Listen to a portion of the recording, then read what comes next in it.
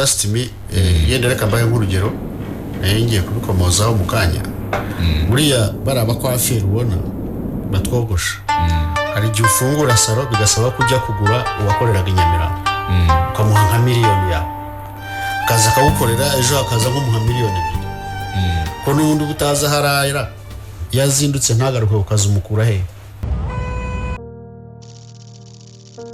kai kagashobora gutakara cyangwa kanashye ubu ngubu ikoranabuhanga niho agakayi kimukira ni ikoranabuhanga ryitwa Trust Me bisobanuye ngo nyizera ryakozwe n'ikigo cyo mu Rwanda cyitwa Nero 6. Dufite application yitwa Trust Me ikora mu buryo butatu abacuruzi kwirinda ibihombo baterwaga n'ubugambuzi nyine mu bucuruzi bwabo ukamwandika nta hantu gusinyira nta nomero ya telefone nta nomero y'indangamuntu akagenda Kuki mwabikoraga kubera ko nta bundi bushobozi bwari buhari none twagize amahirwe twabonye ubundi ntabwo uzongera gukoresha ikayi oya ntabwo nakongera kuyikoresha igisubizo cyabonetse app ya Trust Me yabifasha kurikira step by step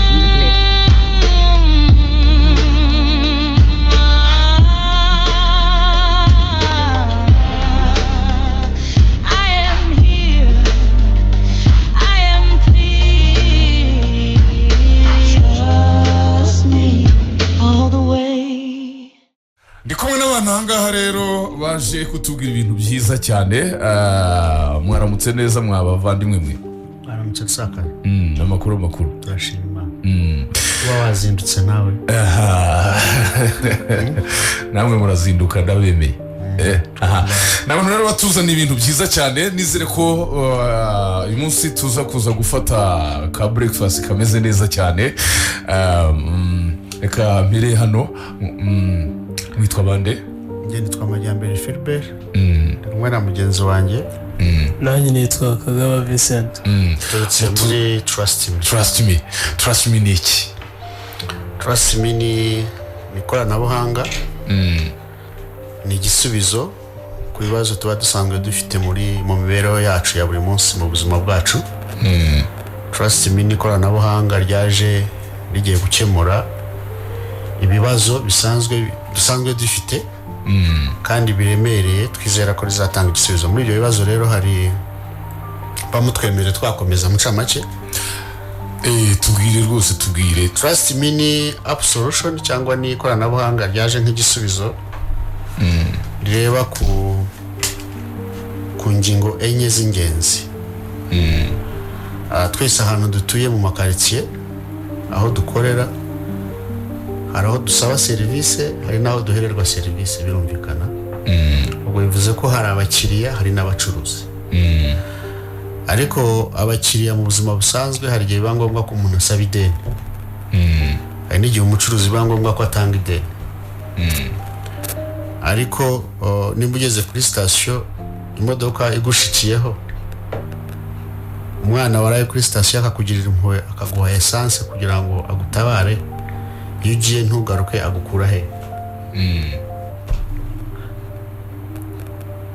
iyo kuri butike abana bagiye kuburara ukagenda bakakwandika mu gakayi kagakayi kagacika cyangwa kakamenekamo amazi ya makuru yongera kuboneka ate kugira ngo wishyuzwe cyangwa nawe wishyure cyangwa imbere bikakarya urakoze cyane cyangwa imbere bikakarya ariko iyo wakiye rya deni muri ya system ya Trust Me kubera ko n'undi mucuruzi aba yari kwemereye abona kuri musabye ko n'undi mwayivuganye noneho akaryemeza iyo urisaba rero wa muntu usaba ideni ashyiramo imyirondoro yose ashyiramo igicuruzwa ajyanye akavuga n'igihe azishyurira ikoranabuhanga rikabishyira mu bwonko bwaryo igihe uzishyurira cya gihe uzishyurira kigeze ikoranabuhanga ritari kwibutsa utari kuze guca kwa rusakaza kimure cya kibazo rigakomeza kandi rikanibutsa n'umucuruzi ko riri kumwishyuriza kugeza igihe bibaye ngombwa ko wa muntu yishyura ariko iyo yananiranye mu bantu bacu bafite rya koranabuhanga bahita bakumira kongera kumuha ideni kubera ko babona ko haraho atakemuye ikibazo tuvuge nimba ari kwa Kagaba noneho hageze barabona ko yanyuze iwawe atarishyuye bamurinde kugira amadeni menshi ariko nabo birinde kujya mu bihombo iyo niyo product ya mbere muri Trust. Product ya kabiri yenda reka ntange n'urugero. Ndabona twese hano abagabo tujya twiyogoshesha. Ariko ahantu ntago tuhumvise hambere, ntago nkumvise neza kugira ngo abantu bahasobanukirwe. No kuvuga ngo na application umuntu ashyira muri telefone.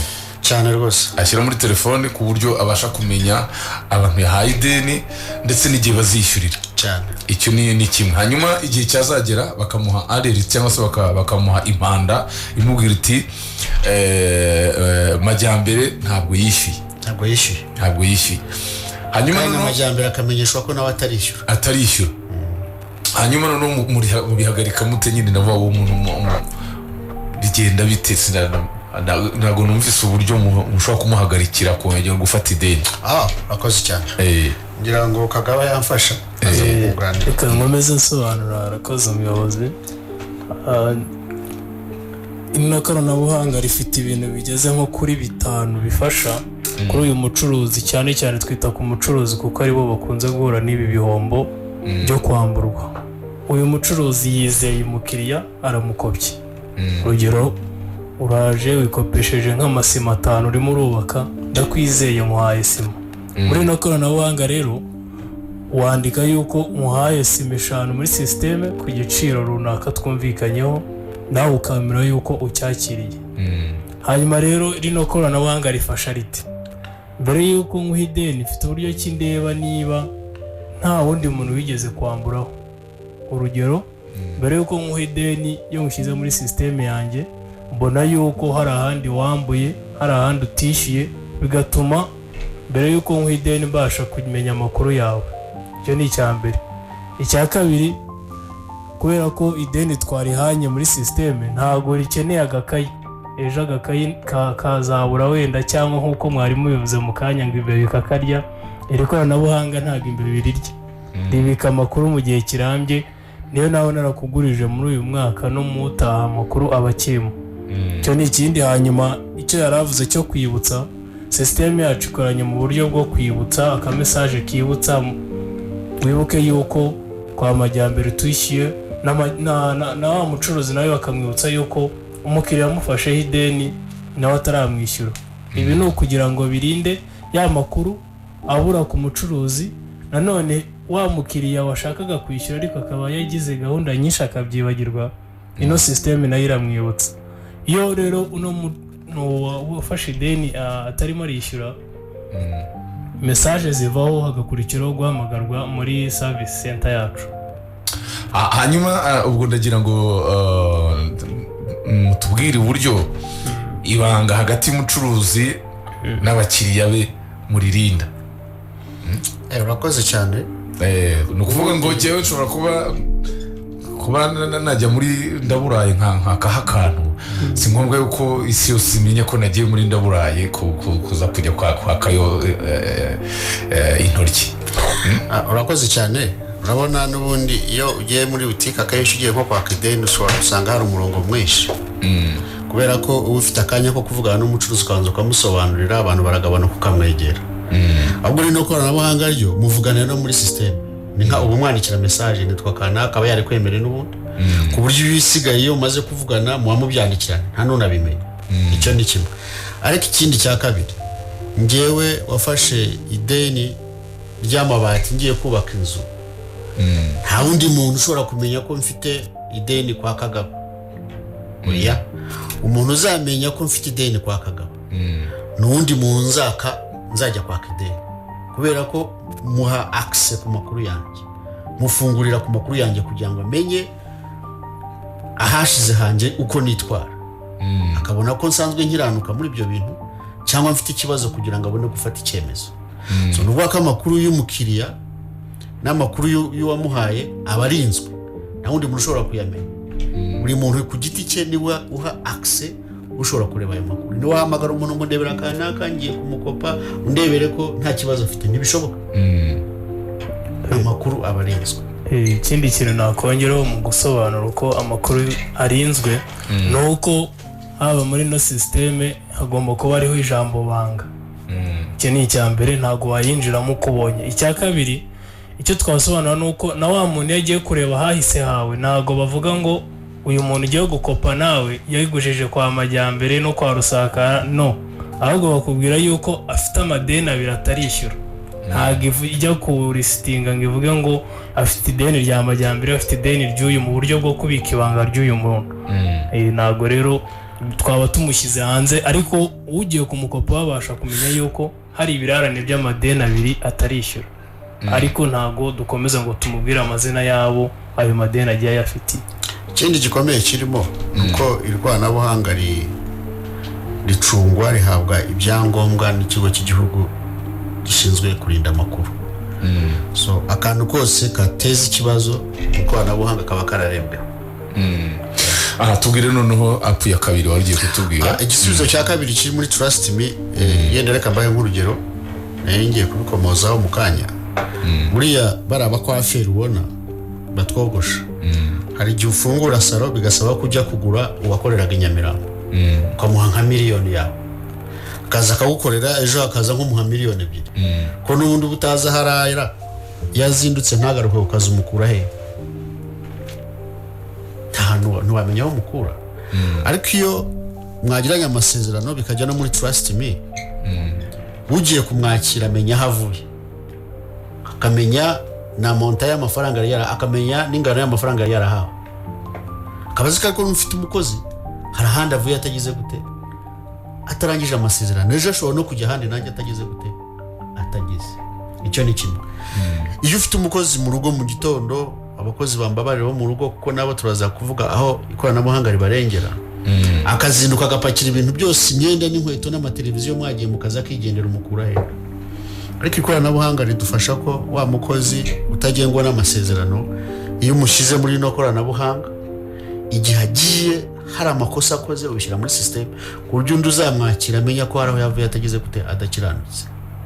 Icyo bikoze ni iki rero, iyo umaze kwandika wa mukozi mu ikoranabuhanga ubu mushyiriyeho nk'icyo nakwita nka speed governor, umushyiriyeho ugiye gucunga discipline, arabizi ko nagenda kwibye aho azagenda bazahita babona ko yavuye aho yibye bamufate.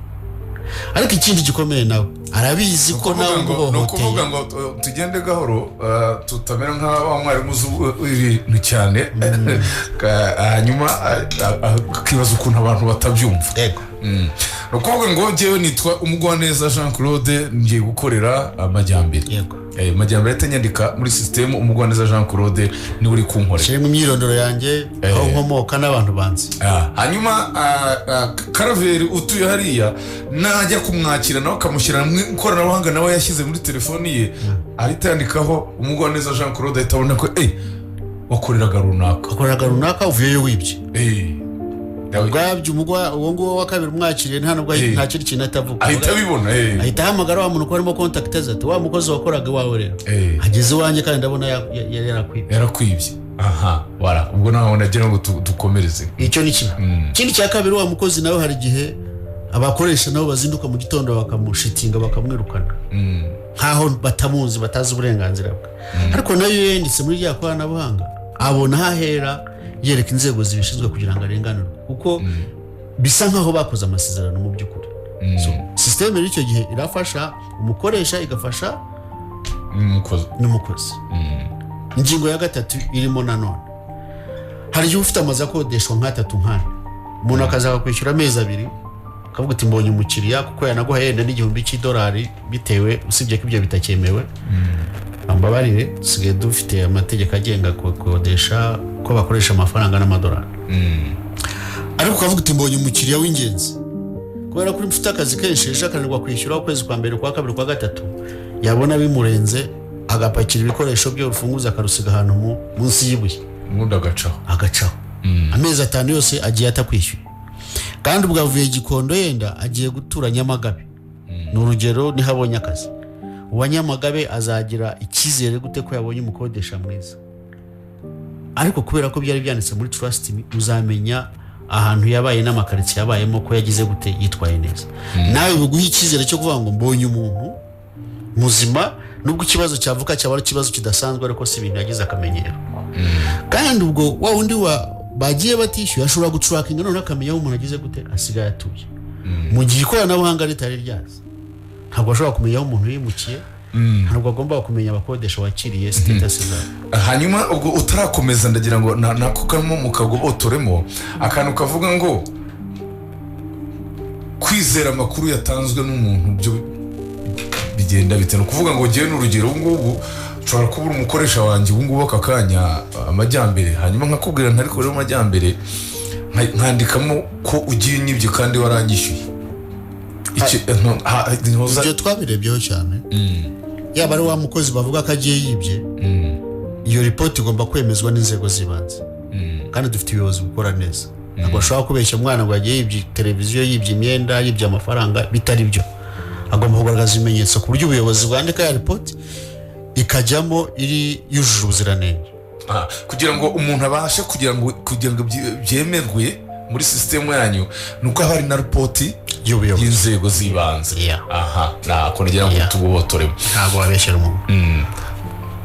Dukomeze rero ni report ya kane ngubu ushobora kujya cyangwa kuguza amafaranga 1,000 akenshi duhita tuyohereza kuri mobile money ariko ntabwo haba hariho motifu ntaba ari impamvu mpaye ya mafaranga kuki hejuru ushobora kuvuga uti umuntu yanyambuye amafaranga ariko ugasanga nta kimenyetso gihari kubera ko ibyo ntabwo mwagomba kujya kwa noteri ariko muri trust me ndi gato cyane ugura ifata buguzi rito cyane ku buryo wa muntu ubwira toke ndayafite reka nyaguha ariko kugira ngo nawe utazibagirwa nanjye nkibagirwa yasabe muri system amara kuyasaba akayaprova akayaguhereza bivuze ko noneho kwa kundi tuba dufite nk'inshuti 20 batanu utishyuye neza wa gatandatu atabona ko ari batanu utishyuye neza muri system avuga ati please none se kanaka nturabishyura reka no kukongerera ibibazo ariko nanjye utazanteza igihombo.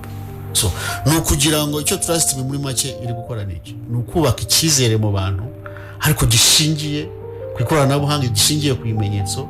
Icyo trust mikora ni ukumaintaininga discipline y'abantu mu mikorere yabo bavuga ko hari uburyo bugaragaza amakuru y'ingenzi ni ukubaka icyizere gifatika mu gihe tuvuga ko cyatakaye ariko ikoranabuhanga ashobora kugicunga neza kugira ngo dukomeze business zacu dukomeze imibanire kandi ibintu bishingiye ku makuru afatika. Hanyuma ikindi umuntu yahita yibaza ako kanya buriya ushobora kugira gutya n'urugero mfite utubutike tune kamwe ngasabaho umunyu akandi nkagasabaho akabyeri akandi nkagasabaho iki yenda bose wajya akaza gutinda nko kumpemba yenda akarenzaho iminsi nk'itanu sibyo ariko hakaba handi ngiye gusabaho fuel ngiye gusabaho amavuta sibyo bakareba muri system bagasanga ndengejeho iminsi nk'itatu ku bantu bagomba kwishyura. Ibyo bintu byo mu bikontrolinga gute kugira ngo umuntu atazavuga ko ndi umuhemu kubera ko bose yatinze kunyishyuraho iminsi 2. Icyo ni ikintu cyiza ikoranabuhanga rishyiramo uburyo bw'aha uko abantu baganira kuko dufata amadeni turanayatanga ariko mu ikoranabuhanga ushobora kubwira mugenzi wawe Kagaba rero yatarike nagoye ntago bizakunda ahubwo nyongereraho amezi 2. Ibyo biganiro biremewe hagati y'abantu nta kibazo nuvuga ko abantu bakomeza kuvugana nk'ibisanzwe. Icyo ikoranabuhanga ryakoze ni ugufata amakuru twayaga tuvuga ashobora kuguruka tukashyira mu ikoranabuhanga ubwumvikane burakomeza kandi ikindi ni na banka buri usibye ko atarizo naje kwamamariza ntabwo ishobora kukwima amafaranga kubera ko ufite irindi deni iyo wishyura neza nta kibazo. Rero muri app wibona ko umuntu ari perfect nta kibazo. Hari abantu ari umuntu uri mu Bufaransa ndetse hari no mu Bwongereza batubwiye ngo bo bazabikoresha gate bazabikoresha bati ikoranabuhanga ryacu bari downloading bafite imitungo hano mu Rwanda turaza gutanga contact ariko uranari downloading nk'abo ngabo rwose kubafasha tugafata abantu babo amazu yabo akaba ari registered abakodesha babo akaba ari registered. It's very simple kandi amakuru akajya yabonera kugira ngukorera. Hanyuma rero kujya muri nuko ikoranabuhanga bisaba iki? Yego aho twafasha abantu hanyuma kujya muri ikoranabuhanga ni ibintu byoroshye cyane nk'uko dutunga n'andi ma application mu matelefone yacu. Hari uburyo bubiri, hari uguca kuri website kuri Chrome cyangwa kuri Safari ukandikamo www.trustme application yihitiza ugakanaho ukabonaho kwiyandikisha. aha kabiri mu minsi iri imbere ntabwo byumvikanye subiramo ugenda witonze ugenda gake cyane kuri Chrome cyangwa kuri Safari ujya mukandikamo Trust Me mu mabara yacu y'ubururu rwose, iyo hahita hazaho iyo website yacu ugakandaho uhita ubonaho kwiyandikisha. Ikiza cy'iri koranabuhanga rijya mu ndimi zose, ntabwo ari ukuvuga ngo twagiye mu cyongereza cyangwa mu gifaransa gusa, no mu kinyarwanda rijyamo. Iyo ukanzeho rero iragufungukira ikakwerekaho kwiyandikisha ku muntu uje bushya, ku muntu ushaka kujyamo bushya. Wandikamo trustme.rw muri Chrome cyangwa muri Safari, hanyuma ukurikiza uko bagenda bakwereka, cyane ko ururimi ruba rwumvikana. Ni ukushyiramo amazina yombi na nomero de telefone na nomero y'irangamuntu, hanyuma system igenda ikwereka uko bigenda bikurikirana mu kwiyandikisha. Hanyuma mu minsi iri imbere iraza ko yagiye kuri App Store na Play Store nk'uko dusanzwe tudownloadinga ama application asanzwe, naho ni ukwiyandikisha bisanzwe, ugashyiramo nomero ya telefone na nomero y'irangamuntu, ibindi byose bigenda bikurikirana uko bagenda bakwereka inzira zo kwiyandikisha. Icyo ni kimwe mwonganira koranabuhanga, kugira ngo ushobore kurikoresha ugomba kuba wishyuye ifatabuguzi. Ifatabuguzi uryishyura gute nabyo? Uvuga ko wa mucuruzi, wa muntu ukodesha amazu, wa muntu ufite abakozi, nanibutsa cyane cyane abantu bafite abashumbira mu mafamu, zaba mu Mutara, hariho hose mushumbagira ushaka kugurisha isekurume cyangwa akagurisha ikimasa akigendera, ntibegere bakoresha rino koranabuhanga, ko kugira ngo ufate umushumba utazi ko avuye kwa kana akayibishije inka ze cyangwa yibye inka zawe, ugomba no kumonitoringa bari abashumba bacu bagakora kinyamwuga, akabazi k'amakuru yabitse akazagukorera neza akanagusezera neza, biraca akavuyo. So rero kugira ukoresha rino koranabuhanga wishyura amafaranga 1000 buri kwezi, n'amafaranga make cyane ugereranyije n'ibyo tuba turengera. Ariko kubera ko iyo management y'amadeni y'abakozi y'amazu y'amadeni uherekana na bagenzi bawe biba bifata igihe, tugira abantu kugura ikoranabuhanga ry'umwaka ku mwaka ni 12,000 n'amafaranga make cyane ugereranyije ibyo abantu baba bakora. Ariko iyo udashoboye kugura y'umwaka ushobora kugura amezi 6 n'ibihumbi 8, ukwezi ni 3,000. Biroroshye cyane. Ikoranabuhanga rita amafaranga ubiyafite kuri mobile money uraprocessinga nk'ibisanzwe agahita avaho, ikoranabuhanga rikaba active. Ko abantu benshi bararifata bakarishyira muri telefone ariko ritari active kubera ko ritageze gute, ritishyuriye, ritarabona. Hanyuma ubwo yenda umuntu yagakomozaho, kubera ko ari abantu batubajije bati se muteganya ko yenda mwanabishyira no hanze y'u Rwanda ku buryo byakunda, kubera ko umuntu ashobora kuva aha ngaha yibye akajya muri Amerika kandi akahabona akazi, akagera gute, cyangwa akajya mu Uganda, n'iki muteganya kwagura imbibi. Niyo mpamvu tugomba riri kujya kuri Play Store, aho waba uri hose uzadownloadinga kandi rizishyuza cyangwa rizakoreshwa bitewe n'igihugu riherereyemo, nta kibazo. Ni ikoranabuhanga twatekereje ariko nk'abanyarwanda kugira ngo twagure imbago. Twebwe uko abandi batwara imbuto n'imboga hanze, batwara ikawa, batwara icyayi, natwe ikoranabuhanga rizagera ahantu hose, kandi nicyo turi gukora. Urumva wavuze iti nicyo bari kuvuga, baravuga bati niba twizera inzego zibanze hano mu Rwanda, twavuga tuti iyo zitanze raporo biba byiza. Ese bizera ko wenda n'iz'u Burundi cyangwa za Uganda nazo zizatanga raporo nziza? Uko byagenda kose, n'urugero umuntu ari Uganda yari afite umukozi aje mu Rwanda ariko koresha iryo koranabuhanga, sibyo? Ashobora kubeshyira umukozi we ko yavuye muri Uganda mwibye, n'urugero. Ese byo muzabikontrolinga? Twizera ko ibihugu duturanye, amahanga, uko ibihugu biyobewe bifite uburyo barinda amakuru, bifite uburyo, bifite ubusugire. Ntabwo hano twagucira tuvuge ngo mu Burundi bazakora nabi. Tuzagenda tureba bitewe na challenge uburyo ya makuru watanze ku mukozi wawe, wa makuru watanze ku mukodesha wawe aba yujuje ubuziranenge, kandi ibihugu bifite ubushobozi bwo kudufasha kuri buri kintu cyose. Turabyizeye. Guko sinzi niba wenda hari ikindi mwatubwira, ariko ikindi kirimo nuko rino koranabuhanga rikeneye abafatanyabikorwa cyane cyane urubyiruko. Turifuza ko kuri buri mudugudu tugira umuntu uduhagarariye kandi ukora neza kandi ubana n'inzego z'ubuyobozi neza. Rero turaza no gutanga contact, turashaka gufatikanya n'abo bantu.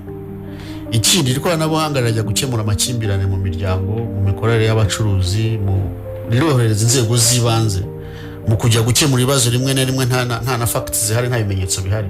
Ariko ikoranabuhanga rirakusanya buri kimenyetso cy'ibyo abayobozi bakenera mu gihe bakemura ibibazo. Badufashe rero mu gihe abo bana tuba turi gukorana nabo, baborohereze kuko ni ubuzima busanzwe, ni uguhanga umurimo ko mu byo twazanye ni ugukemura ikibazo gihari, ariko ni no kugira ngo abanyarwanda dushobore kugira gute kwihangira umurimo.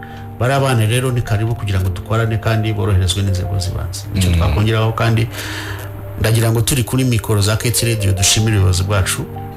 Dufite igihugu cyiza, igihugu kituba hafi, igihugu kitugira inama, igihugu Perezida wa Repubulika Paul Kagame yarakoze kuduha igihugu kizima. Rero natwe reka urubyiruko dufatikanye kugira ngo dukore neza kandi twiteze imbere. Hanyuma hari n'ikindi rero nacyo hari umuntu wakizanyemo ibintu byo gutebya, nabyo tujye gusoza turabivuga, ariko nabyo numvise bishoboka avuga ibintu by'amasezerano, aho usanga yenda umuntu ashobora gukora ahantu ariko nta masezerano, umuntu akazavuga ati nta masezerano twagiranaga.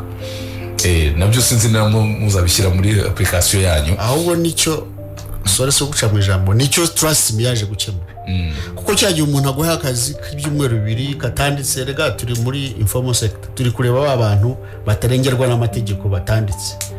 Ariko iyo ka kazi ukamusabira muri system, ukongiramo ibyawe, ukavuga inshingano uzakora, akabyemeza, ubwabyo mukoza amasezerano. In case abaho kutumvikana printing ya masezerano, muri make ibi ubu bamukoza amasezerano mu ikoranabuhanga kandi yujuje ibisabwa byose. Hanyuma nyine turimo dusoza muraza gutanga contact.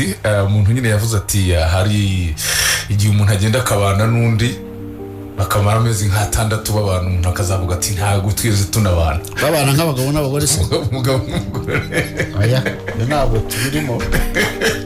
Abantu ubwo bazana tubaza n'ishuri umwe yahindukiye, ntabwo ibyo twashoboye kubikontrolinga. Ahari hari bagenzi bacu bari gutegura uburyo bizakorwa, ariko ntabwo icyo twabashije kukigeraho. Urakoze cyane rero ubwo mwaduha contact, hanyuma uburyo umuntu yahita abahamagara noneho ibyo tutavuze mukaba mwaza kumuha ibindi bisobanuro biri. Kadushimira abanyarwanda bateze amatwi, dushimire na Keti Radio kugira ngo dukomeze ibiganiro kandi imirimo ikomeze nk'ibisanzwe. Urumva birasaba ko tuzakomeza kuvugana, dukoresha 07 9 20 31 14 5. Iyo ni MTN. 07 9 20 31 14 5. Tukagira na Airtel 07 32 61 52 5. 07 33 63 61 52 5. Kindi tukaba dukorera hano hafi na Control Technique imbere ya BK Arena. Umuntu washaka kudusura ni karibu, yaza yisanga, tuzakomeza gufatikanya. Kandi si bwo bwa mbere, turashimira Keti Radio ko mujya muduha umwanya, tuzagaruka no gutaha kugira ngo dukomeze gusobanura neza. Hano muzaze rwose mugumye mudusobanurire. Ni application numvise nziza izagirira abanyarwanda akamaro. Trust Me rero mwakoze cyane kuba mwitabira ikiganiro cyacu. Ubwo turizera ko abanyarwanda bose bumvise akamaro ka Trust Me, kandi ndabyizera ko abanyarwanda bazabagana ku bwinshi. Nayo turagushimiye, wajya gunkorera umunsi tutabyutse ngo duhure. Uyu munsi uraza kugenda neza ko twasuhuzanyije, twakoranye akazi ka mu gitondo. Asante sana, umunsi mwiza cyane.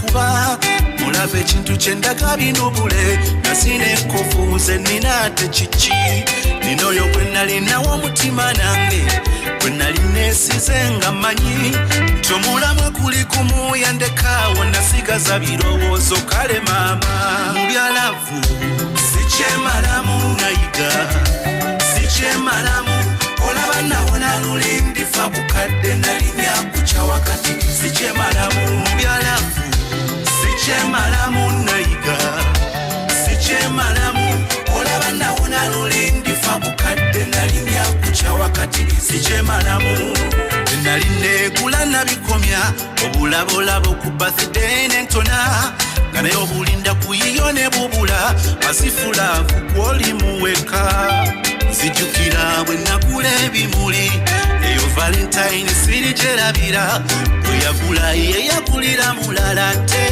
z'abantu mbatya kuba bazibu mu byalavu sikyemalamu nayiga sikyemalamu olaba nawona lulindi fa bukadde nalinnya kukya wakati sikyemalamu mu byalavu sikyemalamu nayiga sikyemalamu olaba nawona lulindi fa bukadde nalinnya kukya wakati sikyemalamu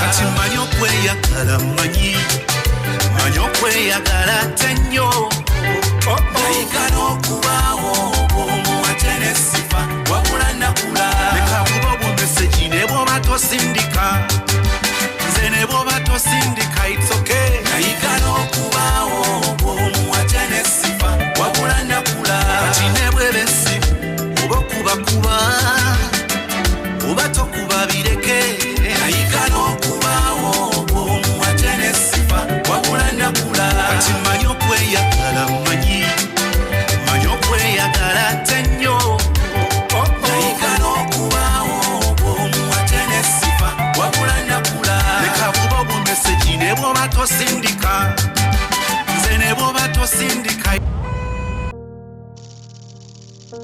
akayi kagashobora gutakara cyangwa karanashya ubu ngubu mu ikoranabuhanga niho agakayi kimukira. ni ikoranabuhanga ryitwa Trust Me bisobanuye ngo nyizera ryakozwe n'ikigo cyo mu Rwanda cyitwa Mero 6. Dufite application yitwa Trust Me ikora mu buryo butatu ifasha abacuruzi kwirinda ibihombo baterwaga n'ubwambuzi nyine mu bucuruzi bwabo. ukamwandika nta hantu agusinyira nta nomero ya telefone nta nomero y'indangamuntu akagenda. Kuki mwabikoraga? ni ukubera ko nta bundi bushobozi bwari buhari none twagize amahirwe twabonye ubundi. ntabwo uzongera gukoresha ikayi? oya ntabwo nakongera kuyikoresha. igisubizo cyabonetse app ya Trust Me yabigufasha. Kurikira step by step